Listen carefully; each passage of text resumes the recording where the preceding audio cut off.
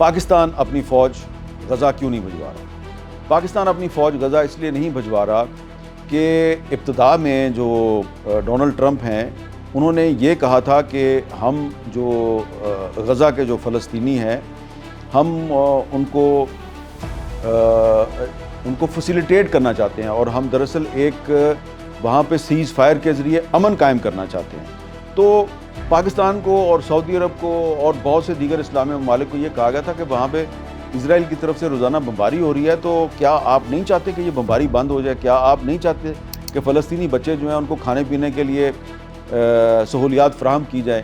تو ہم cease fire کروائیں گے اور آپ لوگ جو ہے ہماری مدد کریں کہ جو فلسطینی ہیں ان کا قتل عام رک جائے اور ہم فلسطینیوں کو خوراک پہنچانے کا بندوبست کریں اور غزہ کو ری بلڈ کریں۔ یہ کہہ کے پاکستان جو ہے اس کو کہا گیا کہ جی آپ اس پیس پلان کو سپورٹ کریں، اور پاکستان کے وزیر اعظم شہباز شریف صاحب نے اس کو سپورٹ کر دیا۔ لیکن جب ٹرمپ کا جو 20 نکاتی امن پلان ہے وہ سامنے آیا تو اس میں بہت سی ایسی چیزیں تھیں جو پہلے پاکستان سمیت بہت سے مسلم ممالک کے ساتھ ڈسکس نہیں کی گئی تھی، اور اس لیے پھر پاکستان کے فارن منسٹر اسحاق ڈار نے پارلیمنٹ میں فلور پہ کھڑے ہو کے کہا کہ جو ہمارے ساتھ چیزیں ڈسکس کی گئی تھیں ان میں سے بہت سی چیزیں ٹرمپ کے 20 نکات میں شامل نہیں ہیں۔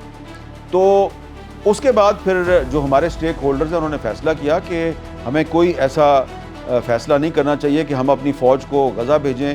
وہ ہماری فوج جو ہے اس کو وہاں پر کہا جائے کہ جی اب آپ حماس کو ڈسارم کریں، تو ہماری فوج حماس کو ڈسارم کیسے کرے گی؟ جو کام اسرائیل کی فوج جو ہے وہ مسلسل 2-2.5 سال کی بمباری کے ذریعے نہیں کر سکا، وہ ہماری فوج کیسے کرے گی؟ یعنی کہ اسرائیل 2-2.5 سال سے حماس کو ختم کرنے کی کوشش کر رہا ہے، ان کو ڈسارم کرنے کی کوشش کر رہا ہے، اس میں کامیاب نہیں ہوا۔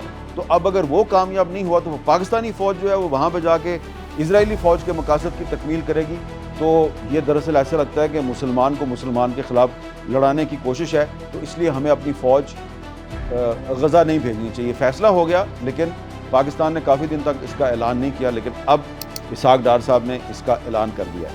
اور دوسری بات یہ تھی کہ پاکستان جو ہے وہ اسرائیل پر اعتبار نہیں کرتا، کیونکہ اسرائیل جو ہے وہ بھارت کا اتحادی ہے، اور اسرائیل اور بھارت کے جو ڈیفنس کوآپریشن ہے وہ کسی سے ڈھکا چھپا نہیں۔ دونوں ممالک جو ہیں وہ پاکستان کے ایٹمی پروگرام کے بھی مخالف ہیں، تو اس لیے پاکستان بڑا محتاط تھا اور پاکستان نے فیصلہ کیا کہ ہم اپنی فوج کو غزہ نہیں بھیجیں گے۔ لیکن اس دوران کچھ مسلم ممالک جو ہیں وہ پاکستان کو قائل کرنے کی کوشش کرتے رہے کہ جی آپ اپنی فوج جو ہیں وہ بھیجیں۔